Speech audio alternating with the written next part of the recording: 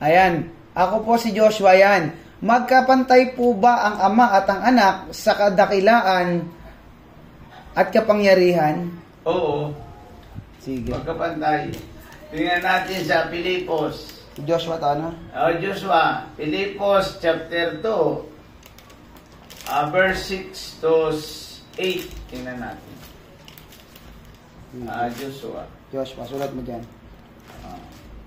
Pilipos chapter 6. Oo.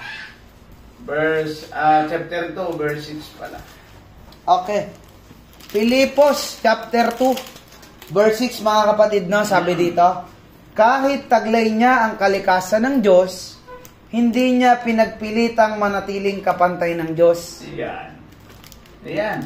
Kahit siya ay kapantay ng Diyos, hindi niya pinilit na maging kapantay ng Diyos, kundi nagpakababa siya. Sige, basa. Sige na. Verse 7, sabi dito, sa halip, kusa niyang binitawan ang pagiging kapantay ng Diyos at namuhay na isang alipin, ipinanganak siya bilang tao at nang siya'y maging tao, nagpakumbaba siya at naging masunurin hanggang kamatayan.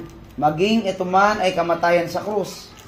Dahil dito, siya'y lubusang itinaas ng Diyos at binigyan ng pangalang higit sa lahat ng pangalan.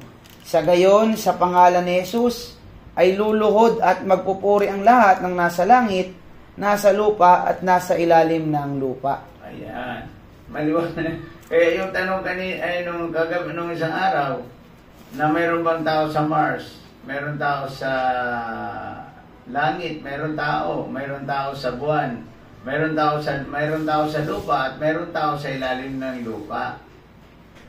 Maliwanag po. Kaya yung mga Jupiter or Mars na yan ay pinangalan lang ng mga scientist, mga tao. Kasi ang pagkabanggit sa buwan, buwan lang. Ang pagkabanggit sa araw, araw lang. Ngayon kung nagkakaroon ng mga tawag dyan, yan ay kompositor ng tao. Amen. Hindi naman niya katulad dito ito ay pulo lang. Tinawag lang itong dilapas Pero nagkaroon ng Almeida. Alam mo kung nagkaroon ng Almeida? Gawa ng Kiberting. Tinawag itong Almeida. Pagdating doon sa pulo, tinawag ng tatay ni Aswang na pulong walang Diyos. Kaya yung pulong walang Diyos. Yan ay kaya yung Mars, Jupiter, yan ay mga kwento ng tao, mga pangalan lang na kanilang tinawag.